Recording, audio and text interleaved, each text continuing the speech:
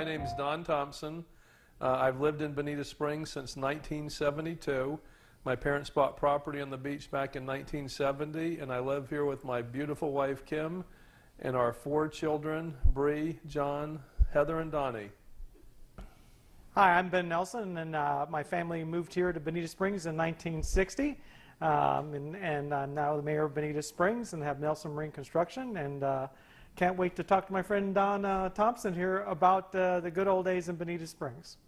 You remember about the traffic? Well, let me tell you my story about the dog track. When we lived, our hardware store, my parents' hardware store, was right on 41, and there was only one road that went through Bonita Springs, north and south, old 41, 2 lanes. And so I just remember the matinees, the Saturday matinees.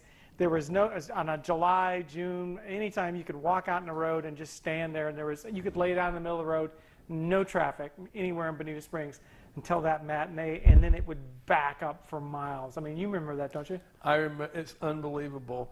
The dog track back then was only open during the season. Yeah. Okay, didn't open during the summer or off season, and you knew to stay off the roads when the dog track was getting ready to run right before post time, and then at the end of the night, because like you said, the only road was if the people were going back to Fort Myers Beach, they went there, or otherwise it was Old 41 to Naples or Fort Myers, and you stayed off because it was bumper to bumper. And the thing I remember the most is the dog track. Even now, the parking lot is gigantic. I can't remember when I've seen it full, but back in the 70s, the parking lot was full every single night when it was opened. Yeah, it really was. Unbelievable, the number of people that brought into Bonita Springs. Well, you and I mean, we really got to know each other real well when we, as adults. I mean, as teenagers, we were here in Bonita, but we really didn't run across each other. I mean, of course, you're a lot older than I am, but he's so not. But anyway, I'm actually older than you. Can't even believe that. That's weird. Huh? Just a little bit. Just like a little 10 bit. years. But no, I mean, that's because I went to school in Bonita Springs Elementary School and then went to Cypress Lake. You went to a different school, right? I went to St. Anne's in Naples. Right. And then we moved to Bonita right when I started high school. And then I went to Bishop Verrell, which is not too far from Cypress Lake. So we had the same issues you had getting to school. Yeah, I mean, it was, there couldn't have been, what, 3,000-4,000 people in Bonita Springs then? And I mean, to be in that small a town, but because you went to a different high school or something like that, you just hung out with different people generally and just whatever. Right? You know, that's a good point, because I didn't really get to know folks in Bonita because I went to Verrell until I started going to the teen club dances and Old 41 at the community hall and the like, which was always a good time. In fact, that's where I really got to know my wife, I think. You guys have been great people in Bonita Springs here, and it's funny how that connection happens, is that, you know, you became an attorney and worked with Bonita Springs Utilities, and I was a director on Bonita Springs Utilities, but our fathers actually got to know each other a long time ago as directors. I mean, my father was director, and your dad was involved for a while with it, or something? My dad was on the board at least a portion of a term.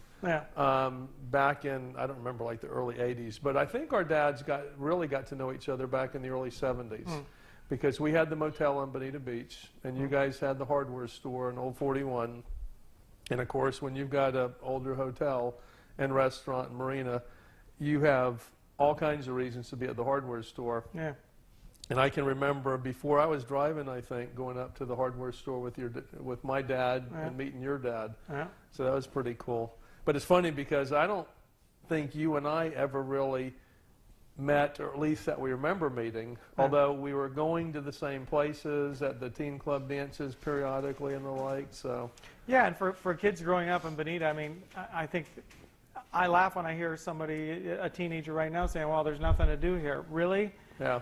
Yeah, I mean, but there was really, I mean, it was a great time. I have fond memories of growing up here because it was just the things that we used to do, whether it was going down to the beach in the evenings or something like that, or going out east of Bonita, and we were partying and stuff as teenagers and stuff, and going out there. I mean, it was just a great life. I mean, depending on what you like to do, just traveled in different circles, I guess, maybe, huh? Yeah, I agree with you, and I can't imagine anybody saying there wasn't anything to do, because back then when we were kids, I mean, good Lord, you go out in the boats, you go skiing, you go fishing, you go to the beach, you go hunting. I mean, there was just tons of things to do. At least in my, plus, you know, I know your parents had a business. You worked probably full time out of school for them, and I worked. And whenever I wasn't in school, I worked for my parents back then too. Yeah, I mean, I think we talked about this a long time ago. I mean, that you had a similar kind of relationship with your father as I had with mine. I mean, being a fathers and sons, that's a difficult thing. And now that we've both got sons, it's a wonderful but difficult dynamic sometimes. And I think our fathers were both tough guys. They really were. I mean, and I so admired your father and stuff like that, and so feared my father. No, my father was a good man, but he was a tough guy to do business with. And I think that our fathers clashed a little bit from time to time. And of course, I can say that about my dad, about just about everybody on the planet. He was pretty good at that kind of stuff. What was your dad like growing up? Well, I would say, first of all, that I think definitely both of our dads had or what would you call it, type A personalities. There's no but the about type that. A would probably mean something else, but that's okay. but I think they both respected and liked each other. Yeah. But you're right. My dad was a really tough guy. Yeah. And if you know, he would do whatever it took to get his way. But he was fair, though. I mean, Oh yeah, yeah. He was. I think that was the difference. I mean, I think both of them were tough, but they were fair. They insisted that you treat their family right. Yeah. And that they be treated with respect, and that was basically it. If you did that, you were good. Yep. Absolutely, no question about it. And if you didn't, oh my gosh. I know. I look back or remember back all the things that your dad was involved in, like with Bonita Springs Utilities. That was a volunteer position back in those days, and with my dad, he was involved in first thing we did, we moved to Bonita, and he was involved with starting the football team for the kids, the Pop Warner, or I think it was Pop Warner, but Bulldogs and the like, and I think my dad was involved with that.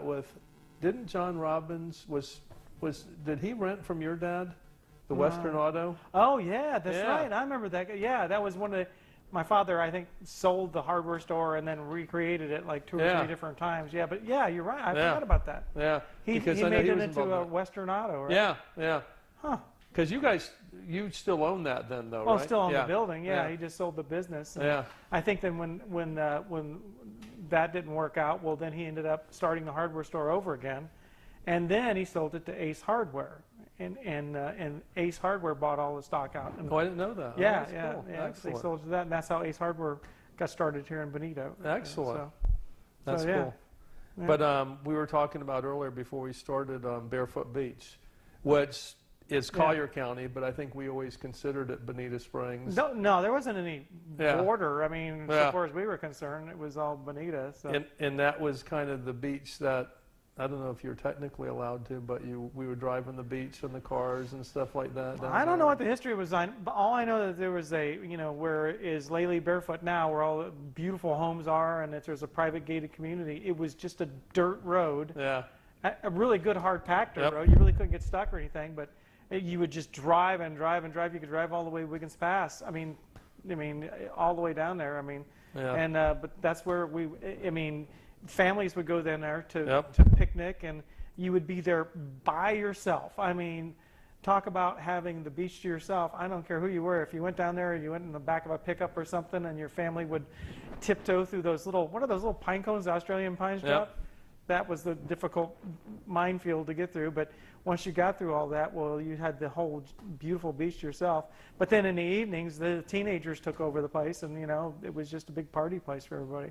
Yeah, I can remember. I think I learned about it from my wife before we got married, and she told me, you go out there and have some fun and watch the moon. But so far as how did you? I mean, so far as you've seen so many changes out at the beach, and your father was one of the pioneers for being out there at the beach. I mean, you came there post Hurricane Donna, right? I mean, It was post Hurricane Donna, but it was before all the condos. right. And Was it before the causeway or just after the causeway? just after the causeway? Just after the causeway. And was that's the built. causeway between Fort Myers Beach and Bonita Beach, which I Yeah. think was in the very late '60s. It Yeah, was finished. yeah. And we were there right after that. But down And past you, there was nothing. Casa Bonita wasn't there. The No- beach club wasn't. Nothing was down there. Yeah. Nothing. It was back in the early '70s. That was another public beach. Yeah. I mean, everybody used it, and it was such a cool one too, because you kind of had the beach side and the bay side, because it was such a narrow like peninsula, and the families would, and the wives and the younger kids would go to the beach, and the dads and the older kids would fish on the bay side, and the place during the summertime was packed all the time with the locals going there. It was more or as packed as the public beach at the other end. And that was the snook fishing capital of the world right there. Whereas Yep. back then, that pass, I mean, that Yep. inlet coming out of there. I can remember my father's hardware store. I mean, he had a whole line of fishing poles that they came up with that were Yeah. snook bowls, and I mean the old Rapalas and the old Xerispook lures, all kinds of different things like that. The tiger tout. Or Yeah, something like that, all that yeah. stuff, I mean, there was like a whole like real small industry was revolving around catching snook.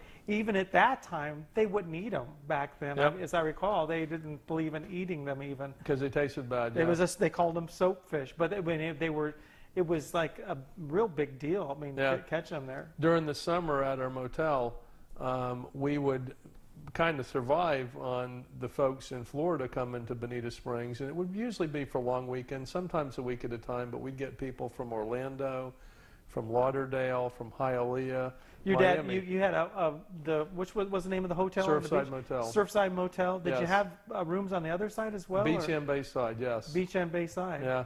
Yeah. Wow. So, So- but you didn't. You had a restaurant too, or Yep. no? Yeah. It started out when we bought it in '72 from Jack Fall. It was a beach side and a bay side. We had 16 units on the beach and 13 units on the bay side. And it was a small kind of, just like more of a restaurant with like a warming oven. And when my dad took over, my mom and dad took over, they enlarged it and turned it into a much bigger restaurant, put a nice little bar and restaurant there. And they hired a guy who had been at a club in Naples who was retiring, and he kind of started it, for it. But we ended up having a motel, restaurant, and a little marina. We had a big dock rentals, had boat rentals, sold shrimp. I can remember as a kid when I was in high school, I'd be working in the kitchen, and somebody would come and want shrimp, so I'd run out the back and count shrimp and go wash my hands real quick and start a. If you So needed back a few in- shrimp in a shrimp basket, you just throw them in back there, in the right? kitchen, yeah.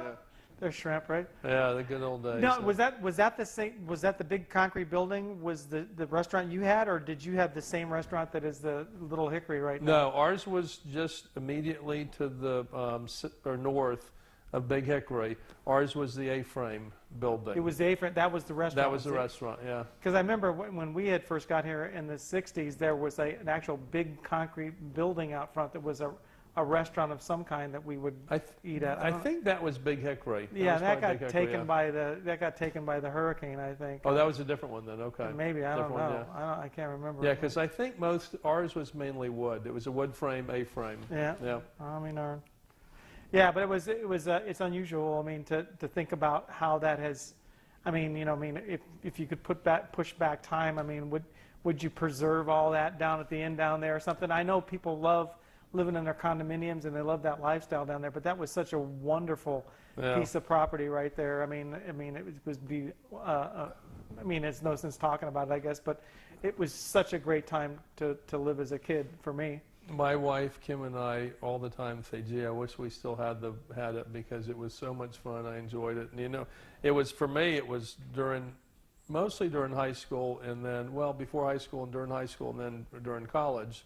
And whenever I wasn't going to school, I was working there. And I loved it. It was really a blast. I enjoyed it. Now you did. I mean, I worked for my father too a lot. I mean, that's what we did. You go to school, you come home, you work, and then your off times in the evenings. Yeah. It was yours to do, and that was it, huh? Yeah. Yeah. Same thing. Same thing every day, every day, every Yep. day. Yeah, and it's a little different now, I guess. I mean, not everybody's parents have a business or whatever, but it was a different time growing up in Bonita Springs. I mean, it was for me.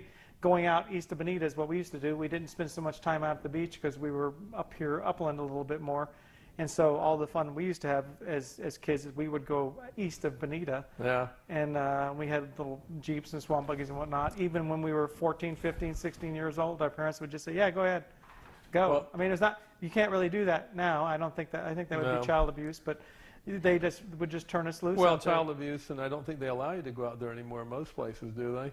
Which is kind of a pain. Well, yeah, I think so. Yeah, I mean, but I mean, there's ways to preserve it, I guess. I mean, right now, I mean, I think that's what we're struggling with the crew trust out there and preserving those lands is that sometimes when if there's 3,000 people in a community, there's no need to protect much anything. But when there's 50,000, 100,000, 200,000 in a region, all of a sudden everybody wants to go out there, and it can get spoiled pretty easily. So.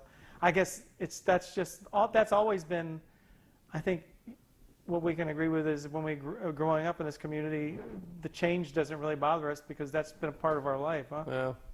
Yeah. Yeah, the growth has been something we've kind of counted on. Yeah. Where did you go to the movies? When you think about this, I mean, I'm a big movie fan. You remember trying to find a movie to actually go to a movie theater? Where did you remember where you had to go to? When Fort Myers Beach opened up the Jerry Lewis Cinema, we went there some. Do you remember that? Yeah. Okay, at the south end of the beach. But other than that, you had to go all the way to Naples at 3rd Street. Right, At the old all barracks. the way to 3rd Street. The old barracks. Yeah. One. It was like an army barracks. Right. Or all the way to Fort Myers. Edison or the Arcade Theater. Exactly. Right? Exactly. That's a good point. You brought that up because when you wanted to go to the movies, it was a trip. Yeah, I mean, It when was, the family, let's go. When you wanted to go to Fort Myers, I mean, it was like, oh, let's all go to Fort Myers. It was 45 minutes. Yeah, it wasn't like let's go 30 minutes or 15 minutes to the movie now, like we have now with movie theaters. It was like a half-day trip to go. Well, to the and movies. it was incredibly dangerous. Do you remember how horrible that 2-lane road to Fort Myers was? I mean, it was all pitted and bumpy, and if it rained, if it rained, it was flooded. It was flooded the whole way. Yeah, and there were a lot of people who lost their lives. It was just a dangerous thing. I was thinking about it earlier today, thinking about this, and I thought, sometimes, especially for us, because we were down by the beach, it was quicker to go to Fort Myers by Fort Myers Beach than going 41. Yeah. And sometimes you had to because of the flooding.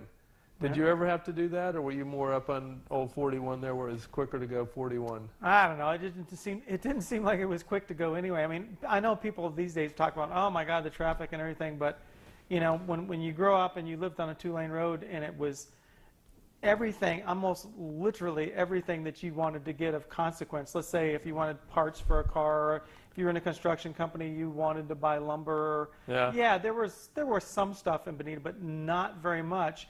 Or if you wanted to go to a supermarket before Longhorn Superex was built back on Bonita Beach Road, you had to drive a long way. There was no fast food restaurants. Nope.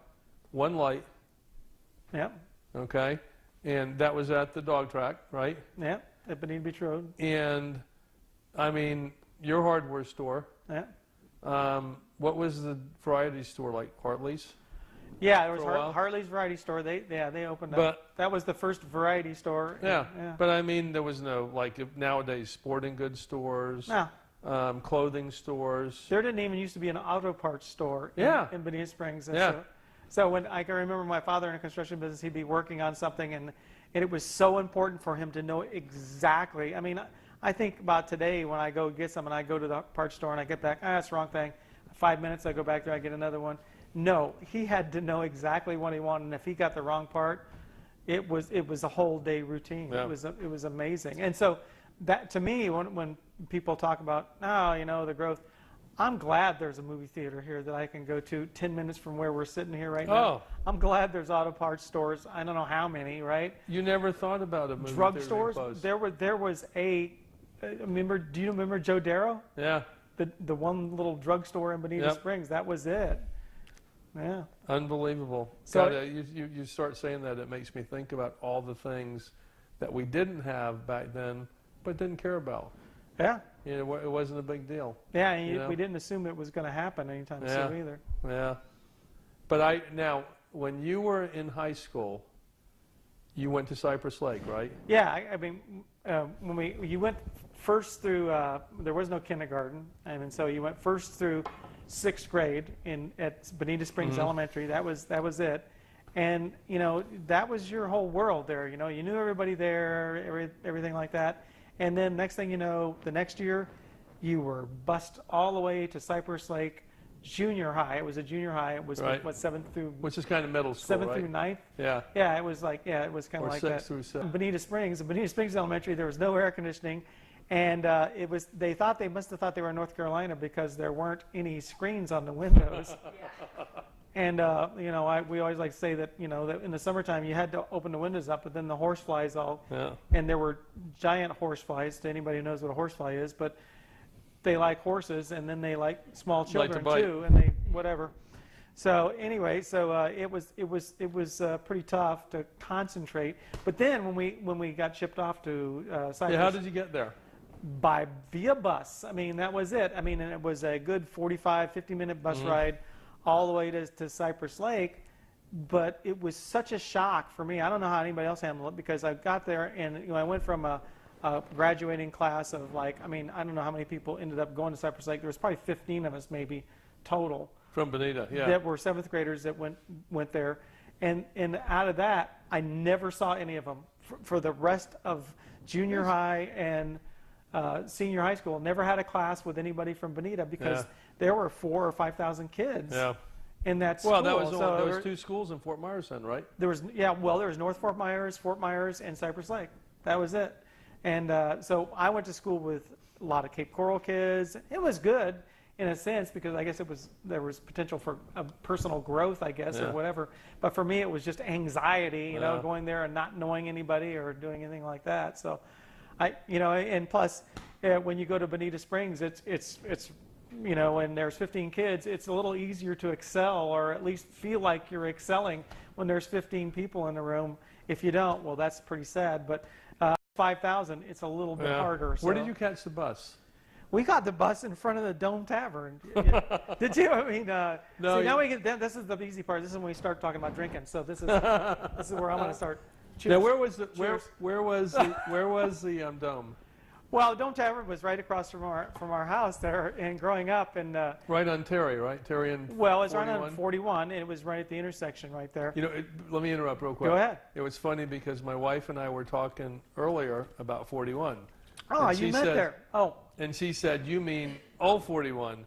I said, "Well, I'm talking about the old days. That was 41." So there was just but anyway, 41. Go back to the Dome. yeah, there was no old 41. That was that was was what. that was the road. Yeah, you never.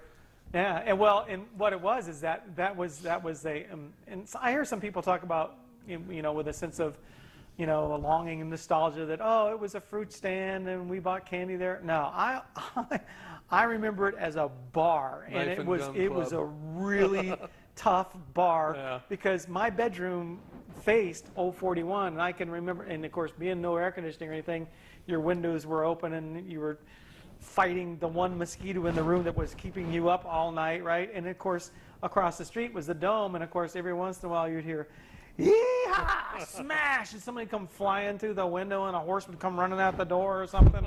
I mean, I'm not kidding. That's the way it was. And this was in the 60s, for crying out loud. It wasn't like the 1860s, 1960s. And it was a tough place, I mean, back then. And that's also where our bus stop was. Yeah. It was rather convenient for, I don't know Well, if it who. rained, you could get inside or No, whatever, you be couldn't. protected. No, you couldn't. You stood outside in the rain. But that was our bus stop, and that was just kind of a convenient place, I guess, or whatever. But it did change. I'll say this about the Dome Tavern, and the people who will get mad about how tough it was. It kind of transformed, like, into the, you know, in the 80s and so on there. And actually, when I turned 21 and we started going in there after work and stuff like that, it became like a family tavern, and there were a lot of really good people that would go in there and stuff. Yeah. But do you remember the Bamboo Tavern too? Yes. Yeah, and the Golden Anchor. Oh yeah. See, we know all the drinking places. That's cool, isn't it? Right? The Golden Anchor. Well, Maybe not. The Maybe Golden not. Anchor kind of was the only liquor bar in Bonita for a long time, right? Oh yeah, yeah. And let's see, how many iterations of the Golden Anchor can you up until now? Now it's Maria's. Then it was the Golden Anchor. Can you name how many restaurants can you name? There that's was TJ's, been? Yeah. right? Golden Anchor, TJ's. Pop Warner's Grapevine. Pop Warner's Grapevine. Maybe that was what I was thinking of. Yeah, there's been a couple more. Yeah, there's been a few others. Yeah. Oh Yeah. man, but there's been a couple of different things there. Yeah. There's always been something there, and then of course the Wonder Gardens restaurant. That was another stable in town there where people used to eat lunch all the time, lunch and breakfast. Yeah. Wonder Gardens restaurant. Yep. Yep. What And happened, now what was the one at Pennsylvania in Old 41? It was the Lemon Tree Oh. and Mother's Kitchen. Which was the earlier one? Mother's Kitchen was the earlier one. Okay, Mother's and then Kitchen. Lemon Tree after that, Lemon and Tree then after whatever that. it was. Yeah. That was a cool place. It was all right. There were a couple of them like that, and of course then there was the You May Rest place there. That's been a couple of different things. That's been right there in the corner of Dean Street, right there. Oh yeah. Yeah. Well, that was, you mean the Hot Caboose one? It was the Hot Caboose, Dixie Moon. And then it started out as a gas station, right? Well, yeah. Before that, it was like a pizza place or something like that. A couple of times there's been a couple of different things, but there's been And the one that brings back the most memories for me though in downtown Bonita, and I don't know if maybe any people remember this, but right across, exactly across from, and I think we talked about this before, exactly across from where Maria's is now, which was the Golden Acre, was this little place. There was the Driftwood Motel, which was I remember the Driftwood Motel. But right next to it was a restaurant, and it was called the Copper Kettle. And I remember that place, and I remember going there every time Christmas comes around.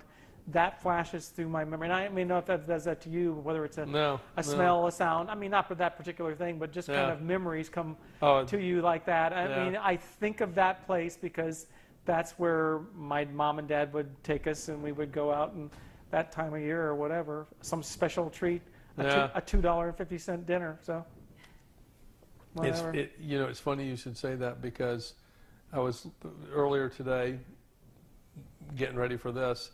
I was looking at some old Bonita Banner advertisements my mom had kept, and I'm looking at like $1.50, all the fish you can eat, that sort of dinners and that sort of thing, 45-cent Michelobes, drafts and the like, and it's amazing the prices, the difference between the prices. Now, did you ever go to the Lucky Landing on Bonita Beach Road? Oh yeah, I remember that. I mean, I know a lot of young people work there.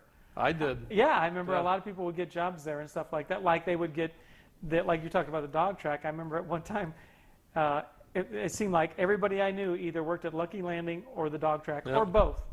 I mean, that was like the winter in the season. That's where everybody got a job at, and they were either dog walkers or working at a window or something like that, or waiting tables at Lucky Landing. Lucky Landing was down toward the beach, and I guess it's kind of after where the 7-Eleven is now on the right-hand side. There's nothing there now. It's got a bunch of fill on it. But I can remember that because, number one, they were always packed. Yeah. I mean, they had fresh seafood, the best seafood around. And I think people even came from Naples to Lucky Landing. But I got a job there, and I worked there during the season. And I can't remember why I was working there, not at my parents at this time. But anyway, worked there, and I got $10 for the night and a dinner, and that was it. Gosh. And it was great. I thought I was making a ton of money, but I was washing dishes. What about the next? You remember the next restaurant down? It's been so many different things, and now it's the Coconut Jacks. Coconut Jacks. It's Coconut Jacks now. Okay, it was the Snook Nook is the one I first remember. Now my wife's grandfather rented it out, and he had it as Harmony Hall, I think. Harmony Hall. And then it was Snook Nook after that. And I remember a friend of mine, Dale Hibbs' mom and dad opened it up, and it was Hibbs Ribs at one time. There you go. I remember it being a rib place. Yeah, and I mean, that was one of the places that I hear it was kind of this, that it actually made it, well, the property made it through, a lot of properties made it through Donna, a lot of buildings didn't out that way. But it was, I think it was kind of an urban myth maybe, or maybe it's true that somebody got killed there. The guy tried to stay there that owned the place, tried to stay there through Hurricane Donna. That was not a good place to stay during Hurricane Donna. I'm shocked if it made it through Hurricane Donna. No, I remember there was a floor there left. Yeah. But you know what? And you know Mike Bodie, who's been in town for a long time, right. he ran a French restaurant from there at one point in time. And I'll tell you a quick story. I forget the name of it, but my parents had a triplex on Bonita Beach back like in 1970. And it was the Sunny Sands one you and I were talking about earlier. Right. They changed the name to Gulf Gardens. And ultimately, my parents sold the Gulf Gardens apartments to some guys from New York. And they ended up buying that restaurant that we're talking about. And that's why it got the, remember it was Gulf Gardens? Yeah. And it was, I think, affectionately referred to many times as Goofy Gardens. Yeah. I don't know why. Yeah, I'm not sure. But anyway, but that got the name from my dad because he had a little apartment complex in Naples. He was going to call everything Gulf Gardens. He called it Gulf Gardens. So. Oh, well. Well, I don't know. Maybe but it's a great place now. Oh, yeah. Yeah. That's what But nobody back then would ever recognize anything down there. No. Down there. It was definitely rustic back in those days. Rustic, yeah. Well, what about let's see, the other restaurants in town? I mean, that was about Chuck's it. Poorhouse. Chuck's Poorhouse, right there? on the corner. Yeah. I mean, it was interesting for the people who are, they know docks and everything like that. But Chuck's Poorhouse had an interesting geographic location, right? I mean, it was wedged between the curve and the public beach parking lot. It was like the strangest piece of property in the world. And I think the building wasn't even in shape, kind of like a triangle. And remember, before they put the second story on, it was like a little bitty serve-through window place. Yeah. They didn't even have seats. I think they may have had a picnic table outside. Yeah. And I can still remember because we had the place about a quarter of a mile down the beach that my parents called Gulf Gardens. And I can remember as a kid, like 10, walking down the beach, hot summer, getting a pizza, and walking a quarter of a mile back to the house. Oh, I got the pizza now, you know. Had the best pizza around. Unbelievable. And you know why? Because it was the only pizza around. That was good. Name another pizza place. You're right. Back then. It was like, oh my gosh, pizza. What is this? And remember, they had it wasn't the slice pie shape. It was square. A rectangle shape. Yeah, the square shape. Yeah. You remember that well. Square pizza. Yeah. Yeah. Oh, God. Well. And I guess they didn't. It was Sicilian. They didn't even know it. But anyway, maybe they did. Now, wasn't Pete Pastore involved with that, or his brother? It was his brother. Now, I think Pete helped out his brother a few times, and then also Ray. What about now? You remember when the Causeway went in, and your father sold his place when the rooftop restaurant was built and everything? I mean, that was like a really big change for Bonita Beach. When I think all that happened at once. The Casa Bonita, all the condominiums came, and then a rooftop restaurant was built. You know, I don't remember the rooftop restaurant. That was like a close time. I think we still had the motel for a while when rooftop was built. But we did have the motel when they started the condominiums. And I think my recollection is the first condominium was the Egret. And, of course, none of us liked it. Well, and it was more across the way from you. Yeah. It wasn't down on the peninsula. But still, none of us liked it because we wanted Bonita to stay the way it was, and it was a nice kind of sleepy fishing I hear town. that a lot to this day. I can't imagine that. I can't imagine it. But back in those days, you know, my parents bought a hotel, probably invested most of everything they had to into it, and during the summer times, it was tough. And during that time period, we had the gas crunch. At least 1 year, it might have hit into 2 years, and that made things tough too. And I'll tell you, when they started building the condos, you know, there weren't a whole lot of people down here, and there was not a whole lot of construction workers down here back then. Yeah. And they were bringing a lot of construction workers in out of town, like from Kentucky and Alabama and things like that. And in the off season, it really was kind of helpful because all of a sudden we got another group of people eating lunches, eating breakfasts and dinners. We even rented out some of the units to some of the folks that were, some of the contractors and workers that were coming down. So it really, really helped a lot. But I can remember when they started building the condos, it was almost like dominoes. Yeah. One started and then boom, boom, boom, boom, boom, the next one started.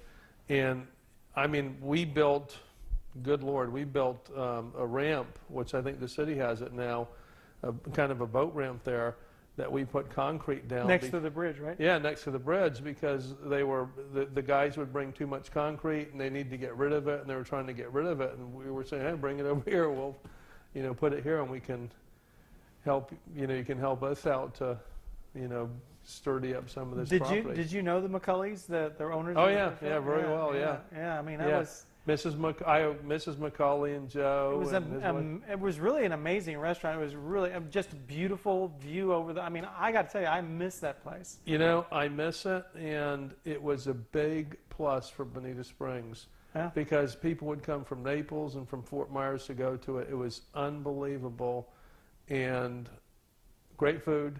Yeah. It was enjoyable. And the view of the bay from there was just amazing.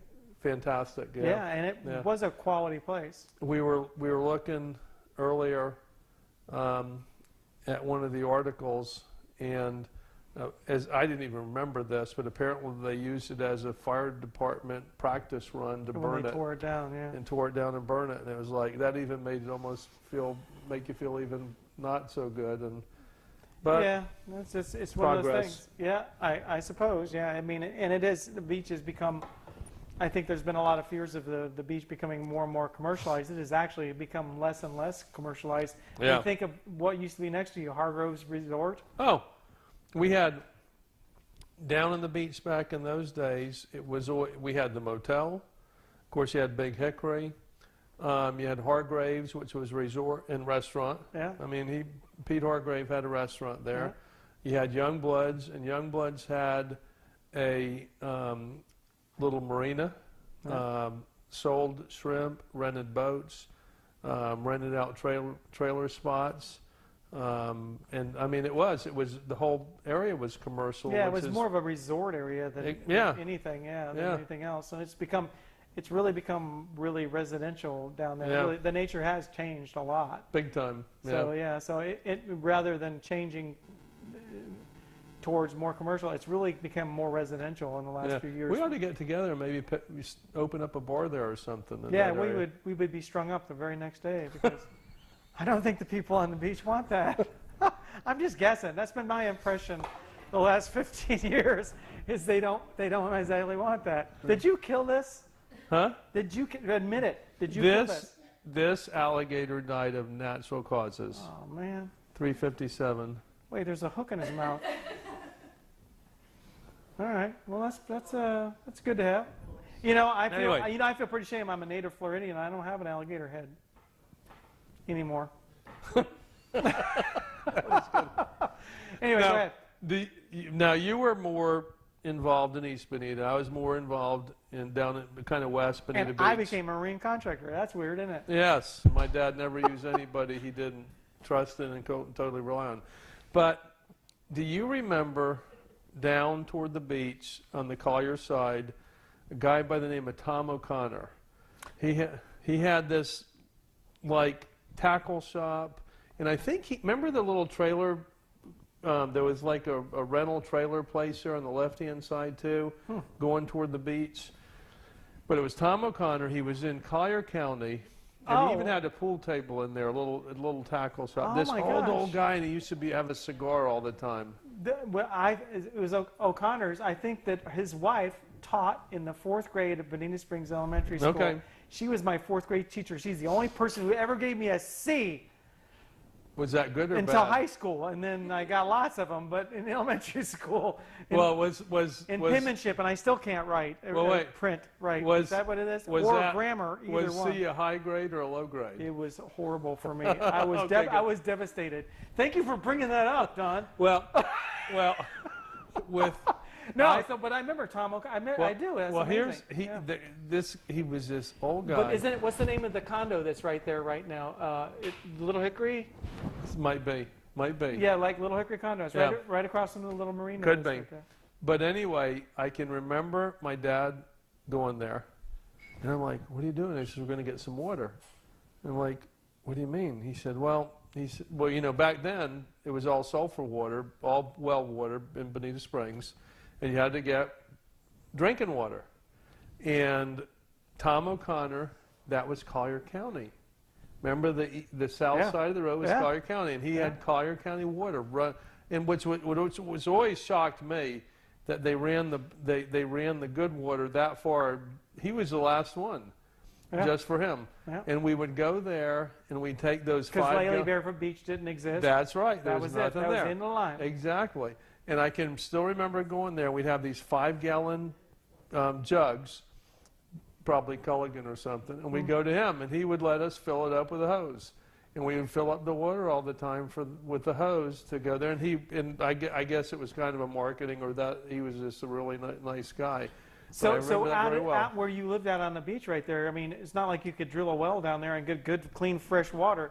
They actually drilled shallow wells. Yep. I mean, isn't that true? Yeah. You would have the septic tank over on this side of the house, and then the well would be on that side of the house. And it would be down about the same level in order to get the fresh water that came from your septic tank. And you'd have to make sure the neighbor was doing the same thing. Right, and then of course, you always had the problem that if the tide got really high, you couldn't flush your toilet, right? Well, yeah, exactly. So but your well worked really good. That's right. So when we had the triplex on the beach, starting like '70, that was all well water. But when we were building the house, I think the construction was off by like 3 or 4 months with BSU, Bonita Springs water system, and they ended up slowing down the construction and waiting until it was done. And you know who the contractor was? Tucker Brothers. Guess another one. Oh, the water line contractor? No, for the house. Oh, I have no idea. You wouldn't know. Oh, you would. What? I Arnold would. Glazer. Oh, get out of here! No kidding. Well, who else could it be back then? Exactly. Right? That's what I was thinking you would know. I thought you right. were like the contractor who built the whole entire No, water no, line for the house. Bonita Springs, or was Tucker Brothers? Yeah. Yeah. Yeah. But anyway, hey, but that's an interesting thing. People don't understand what it was like to actually survive and to do something simple like take a shower in Bonita Springs before city water. Yeah. Because of the sulfur water. I mean, it was like taking a shower in liquid rotten eggs. Yep. I mean, it smelled that bad, and you really couldn't get anything but that. Yep. I remember it well. Yeah, yeah.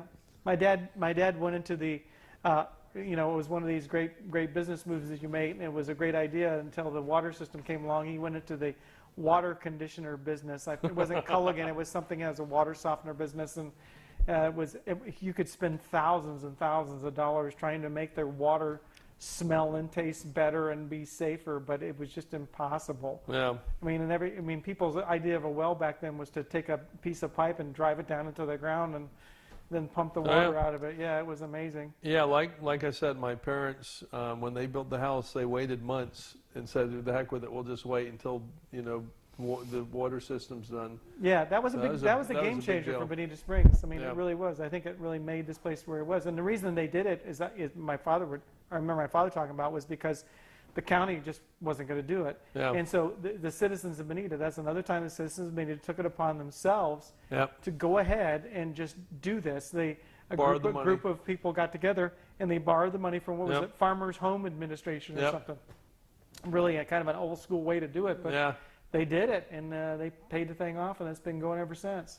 Yeah. So did you ever go to the teen club dances? Oh. I did. Yeah, it was. But they had it in like a bunch of different places. They had it in what is the rec center now. They had them over there. There was No, community hall. yeah, and then they had them at community hall. Because the rec center wasn't there back when you were that old. No. I'm like That long ago. I'm like really Something like that. old. So yeah, I was. I was a no. They wouldn't let us play there. I had a rock band too. You didn't. Were know, you did in a rock? I knew you Yes, I did, was. but were you in a rock band when they were doing the teen club dances? They wouldn't let us over there. No, we were bad boys. I used to play in the church. Oh, did you really? No, you didn't. I did a little bit. Did you really? Yeah, we are one. That's, in the that's not spirit. interesting. Anyway, no, we actually, But I've got like some AC/DC and Led Zeppelin out back when we're done with this. Well, that makes up for it. Do you remember Joe Snyder? He No. lived down on the beach? No, they're the ones, he and his dad built the Dairy Queen, the very first. I know them. Yeah, I know them. The Okay. very first Dairy Queen in there. They had a band, I forget what it was called, Dark Star, and it was a young man named Doug Glazier, Joe Connors, who was it was the brother of Jane Lyles's brother, and they all. Oh, okay. Yeah, I know they Joe. had a band together. And And Joe so- Connors does my air conditioning. He does a great job. So y'all think of that. He does. He's a way better guitar player, though. He really is. He is amazing. Guitar But he's still player. good at air conditioning. He's really good right? at that. Okay. But guitar player and singer, he's just the best. He's amazing. You know what? They're unbelievable. Yeah, They're great. and so back then. He was playing back then? Oh yeah, way back then. Yeah, he's not near as old as me, but anyway, this is a theme. Is this the Ben Nelson is old show, right? No, if he was dang, playing it back really then, he's younger than you. Yes. Anyway, so anyway, but must have I been was playing kind of as a little inspired kid. about it in I can't remember what year was or anything like that. I think it was maybe 76, 78, I don't know. Yeah, about that. And so, but we formed a band, and so we would end up setting up. Was he in your band? No. Okay, It was sorry. me, Danny Katurba, my brother, and a guy named Skip. It was a couple of people like that. And so I had an apartment there above the hardware store, and of course we would have practices, and people would come up and listen to us play. And of course, every once in a while, Friday and Saturday nights, before there were this great code enforcement in Bonita Springs and great police enforcement, we would set up outside and play just as loud as we could. So And nobody instead cared, of calling our band the name, which was Everest, they would call us Benny and the Brainbusters.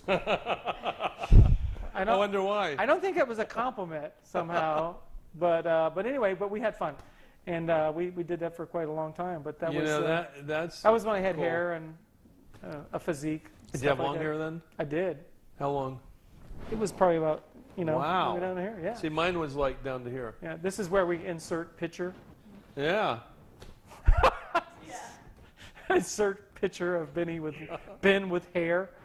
But I've anyway, never seen a photo. we of actually you. had professional photos. We're standing like this. Do you think if we? Yeah, had- we were all like like black and white. What do they call those? What do they call those? I forget. I don't know. Head Okay. promotion. Okay. What? No. Edit. You can't. That's not the way it works. That's not the way it works. Anyway, but yeah, I did. It was that was fun. It was good times. You know what? How about the Whale's Tail? You remember the Whale's Tail? Now we're getting to the sea now you know side what? of Bonita. Now you know what? I was thinking of that I've earlier never today. been in the Whale's Tail. You never have? I'm saying that's what you were going to say. No shit. Good Lord. I can't tell the stories about the whale's tail. Well, let's say for the Now, for what the was it- uninitiated. wait. What was it before the whale's tail? Oh shoot! It's easy. Dog track. Oh man! Post time. Post time. Jeez. You're right. I forgot about that. Yeah. And it wasn't Gary, did Gary Murphy own it under both names? Well, I think he bought it under post time, but changed the name to whale's tail. Do you remember the place? It must have had 6-foot ceilings in there, right? Yeah. It did. It had the ceilings were like it was like a Ted shed. They kept gluing on more aluminum siding onto it, and That's oh sort of come done. on, man, that's you, right?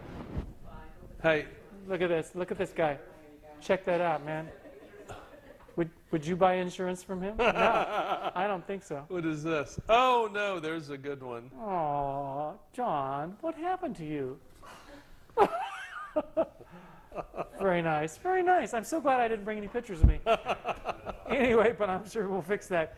But the post, that was a good place. That was a hot place, and it was right on the corner. It's right where Johnny Malloy's is now. Hey, wait. Right? What did you call the dome earlier? Oh, I don't know. Rough place? It was a rough place, yeah. I think I referred to it as a knife and gun club. Knife and Gun Club, yeah. Yeah. Post time, or whale sale? Whalestown was pretty rough. Whalestown was pretty rough. Actually, my band played in there a couple of times. You know that scene? I was probably in there and listened You to remember that. You remember that scene from the Blues Brothers? Where Yeah. the people were, you had a screen up there, and then people were throwing beer bottles and shit. Yeah. That was us. I believe it. You know what? And I probably heard you back then too and didn't know it because I've been in there a few times and was in a few times when things got kind of rough. I got to tell you, I had some, was hanging around some really good friends of mine, Andy Carbon and Frank Carbon, awesome guys, and they were the kind of guys you wanted to be around when the going got tough. That's who you wanted to be with. And every once in a while, their dad, Sam Carbon, would come in there and just clean the whole house out.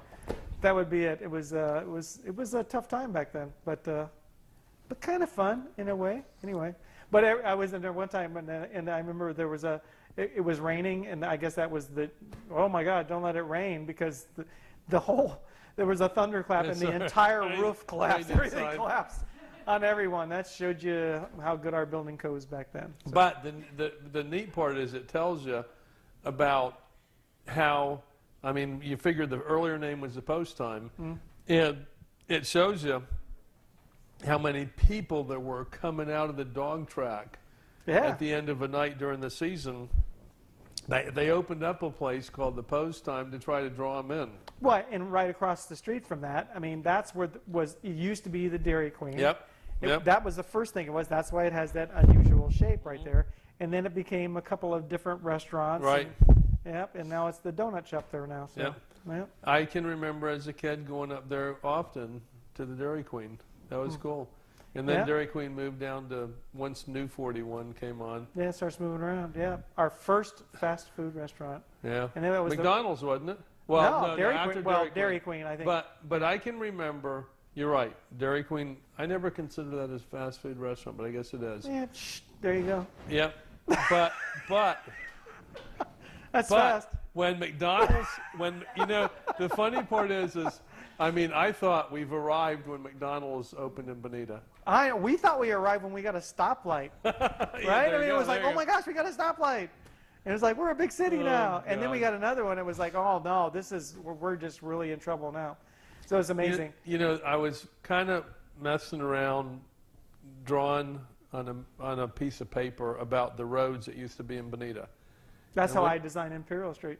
I'll tell you what. Well, I know. I watched you with the circle or the curve. Did it? So be careful. And I can remember I was at that meeting that you did that. I know. It was pretty cool.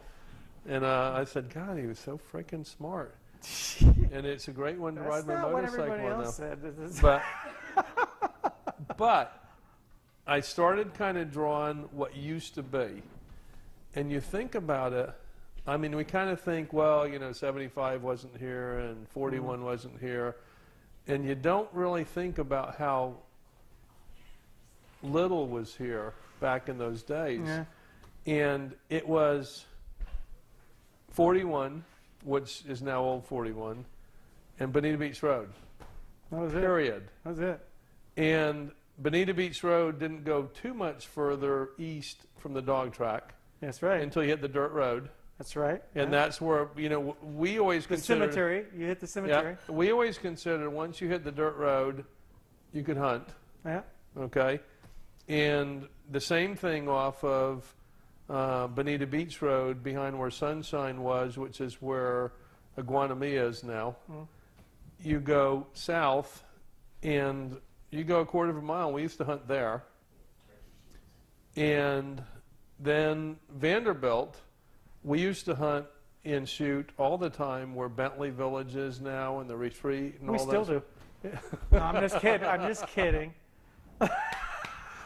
But I mean, you think about it. I mean, you think about all the places, and then when you really think about places I never thought of hunting, and you guys probably went out. We never went west, but when you think of Old 41, there you go. Going toward Bonita Bay and stuff. We spent a lot of time out. When you go out Terry Street, because we live right down from there, Terry Street ended, practically ended, because New 41 wasn't there. You would run out to Terry Street, and about Flossmoor Estates or someplace down in that area, it just stopped and turned into dirt road. But you could just keep driving through the sand and everything. To get to the bay? You could drive all the way to the bay. Yeah. You go past what we call the fishbowl area back there. It's the most beautiful piece of property you've ever seen in your life. But you could go all out there. There were Indian mounds and all kinds of things. It was an amazing piece of property. It still is an amazing piece of property. And I have to tell you, they did an incredible job. It's still just gorgeous. I mean, Bonita Bay, I mean, you talk about the poster child for doing something right. I mean, they really did. If we could do everything like they did, well, it would be amazing. I mean, I think that was the beginning of Bonita Springs as we know it today. I mean, and I think it led up to all the gated communities, and like you said, the condominiums going aboard, the gated communities, the quality of life, and when people started talking about incorporation, you were an attorney at the time and a business person in Bonita. What did you think about when people started talking about we're going to incorporate? What did you think about it? I mean, do you want the truth? Yeah, absolutely. Well, I was chairman of the chamber at that time. Right. Okay. And as chairman of the chamber, I pushed the chamber that we should not take a position. Right. That we should encourage people to take positions, and that we should encourage members to take positions, and that we should educate members as much as we could on the issues, you know, plus and minus. But I thought it was very important that the chamber didn't take a position, and I've told people this before, so it's not going to be a surprise, but I was very much against incorporation. Yeah. I don't, you know, I didn't think we needed any more government. Yeah. We had enough government. We didn't need to deal with one more layer of government. And I was against it, and I voted against it. But I didn't push it with anybody, and I It was just a personal opinion. It was a personal opinion, but I thought as chairman of the chamber it was important that I not take a position, and I didn't push that. But in retrospect, I think we made the right decision. I think the city council, you guys have done an unbelievable job from the beginning up until now, and I'm sure that the city council will continue to do a great job. But I mean, it's, you know, but I will say this. I was not in favor of incorporation, but I agree in democracy and support democracy, and once everybody voted for it, then I was for it. And I supported it, and I've supported it all along, and I will continue to do so.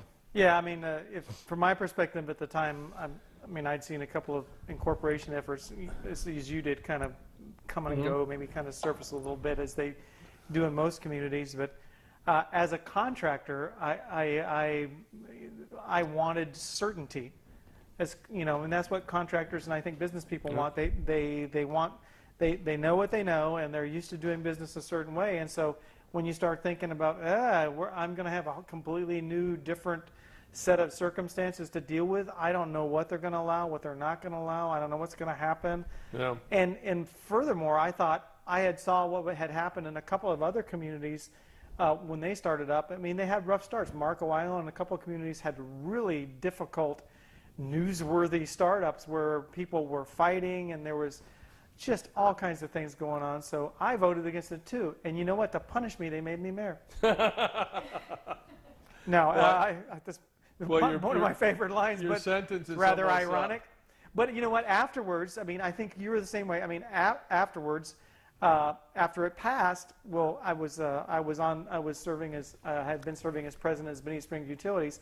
But after it passed, I said, well, look, I mean, I don't want these horrible things to happen. I don't want there to be, you know, a complete cave-in of a municipal government as it's trying to start up, and the difficulties that I saw, and the arguing and the backbiting and the great turnover that a lot of the communities had. So I said, well, what am I going to do about it? I'm either going to participate and try to help, or I'm just going to stand on the sidelines and watch it happen. So I decided to see if the community wanted me to participate, and they did, I guess, by a landslide, like 5 votes, you know. So that was how I got started into it. I mean, but you know, I mean, but you've been really active in the utility and the city government all along too, and the development of Bonita and through the chamber and everything like that. There's so many people, though, don't you think, that have had so much to do with Bonita Springs, whether it's John Spear or Nancy Kiefer or Christine Ross or whoever, all these people,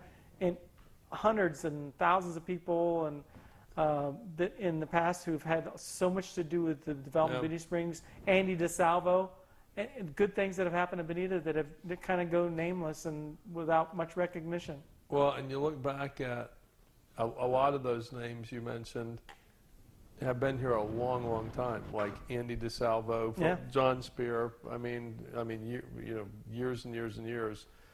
But Bonita has always had a good group of folks working hard to do well for Bonita. Right. And, I look at some of the old articles that I was looking at earlier today so we could prepare for this, and you see some of the old names, and it's unbelievable, the people that you forget about, that were really working hard and continue to work hard for Bonita. And we are in a great town, incorporated now, Bonita Springs, and I am so thankful. I'll say this real quick. My parents moved to. My dad was working at Cape Kennedy, and when they closed everything down at Cape Kennedy, they decided we're going to go all over Florida and decide where we're going to live. And they found Naples. They moved to Naples, had a beautiful house in the bay in Royal Harbor, and kind of after a couple of years, they weren't sure of Naples, and they kind of said, we're going to look around. And they found Bonita Springs. And they always told me we left Naples because Naples was growing too fast and moved to Bonita Springs. And I'm so thankful that my parents moved to Bonita Springs because I love it here. It's great. There's been changes and there's been things that we all have to live with and deal with. But they've all been, for the most part, good. And, there's so many people now working to help Bonita, the council and the utilities board and everything else, and everybody means. I am absolutely confident all those people mean to have the best that they can have. All of those people intend for the best to happen for Bonita, and what better place could you be in? I like to visit other places, but Bonita's the place I like to live. I mean, don't you think it's important, though? I think people are, besides us having a really good time here musing about the good old days and things that we used to do, and we do that all the time anyway, but this is the first time on camera probably. But, I think that's important to do just as people, but as a community, it's really good to know where you came from, where the community came from, because I don't think that ever goes away. I think that's kind of like that's the tie that binds. Those are the roots. That's where you are. And whether we're having a 4th of July fireworks exhibition or the Christmas in the park or whatever we're doing downtown, look at the thing that's really the common bond there, the banyan tree. We're still rallying around the banyan tree, just like we were when the kids used to come there, when the library used to be. The library used to be essentially a tent shed, a 10 by 20 building right next to the banyan tree. Yep. And guess what's going to get built back there again? The library's coming back to the banyan tree. There's going to be a really big library built there. So I think knowing that and knowing the history, and I think it's good that the Historical Society and the Historical Preservation Committee do the work they do, because it's really good to know, and it's good for them to listen to old people like me and you. One of the old articles I looked at was 40 years old about the banyan tree. Yeah. Yeah. 40 years old. Yeah, and it was big then. It looks about the same. Remember back in the old days when we used to go hunting out East Bonita and all over the place. And did you ever see a pickup truck without 1 or 2 guns hanging in the back window on the racks? Yeah, mine. I never. But everybody else's, pretty much. Pretty much you drove around and there was rifles hanging on the back rack of the windows. Well, I have to tell you about when my father took me hunting when I could have been like 8 or 10 years old. When he'd take me was close for hunting. me. Yeah. And I say hunting because it was kind of like fishing. Fishing doesn't require you to catch fish. I mean, that's catching fish. Fishing is the act of just going out there and throwing a line in the water. That's what we would do. We would go out into the woods and we would essentially hike, and we had guns. But I don't think he was all that serious about going out there to kill anything. And my father was a Florida cracker. He learned to survive on the land. He knew he was used to having to find food and to kill food. They had to do that. My father and his brothers and his parents would have starved to death in Pine Island when they were homesteading if they hadn't done that. So for him, it was, my father never had a gun rack. He never had any of that thing. He was a Florida cracker, but he never had any of that stuff. And when we went out there, we would walk around, and it never occurred to me. I just thought that was what we were supposed to be doing. I can't remember him ever shooting at anything, other than a watermelon maybe. I was like, and you know, they're easy. When I was out with my dad, you know, I think it's legal, isn't it? Right? Yeah. You know what we always ended up shooting? Snakes. Rattlesnakes, water moccasins, and stuff like that. We're the same way. Oh yeah, yeah. That's kind of the way it was, and you know what? I mean, to me, it was the way. I didn't realize it at the time. That was just my father's way of bonding. It was him and his son going out in the woods and going out there and walking around, and he would explain to me what everything was and what trees were and the whole works, and tell me about the way he was when he grew up in Florida. And I was able to do the same thing with my son, is to take him out and tell him the same stories, and it's really good, and it's good. It's really good for you to I think, you know, to be sharing with the people of Bonita the stories of growing up. We have just scratched the surface here, I'm afraid. Yeah, you know, you're right, because I'm sitting here thinking it's horrible that I can't do with our grandkids. We can't do with our grandkids what we did going out 1 or 2 miles east from here and shooting and target practicing and shooting into, you know, all that sort of thing. And well, but the good news is that, I mean, and I can tell you this, being the chairman of Crew Trust, is that is coming. There's going to be a trailhead at the end of Bonita Beach Road. Flint Pin Strand is going to be opened up. You're going to be able to take, although it's not going to be open season, you're not going to be able to drive out there in a pickup truck and just put beer cans up. You're not going to be able to do any of that. That's going to be left for the target range, but there will be some open hunting out there, hiking and stuff like that. So I think that's what's.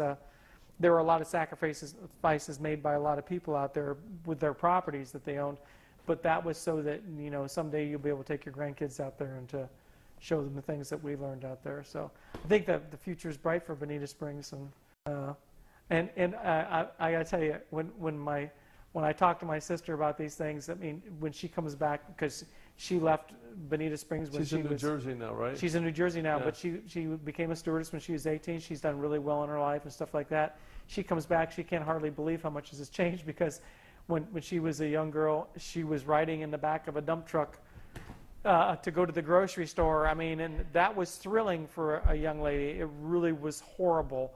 But you know what now? I mean, it is, I gotta tell you, it's so much better now than it was back then in so many ways. And I think the things that we used to enjoy as kids, it's coming back. We're good. I think we can be proud of that. So then, does that mean you can go out on Hickory Boulevard and sleep on the road the whole night and no car will go by? I do that all the time. Because I remember that in those days. It's good to see you, man. Thank you. And it's good to see you too, man. You shape up a little bit. I hope to see the rest of him here next time. Are we going to do a second part two? Part two, definitely. Part two.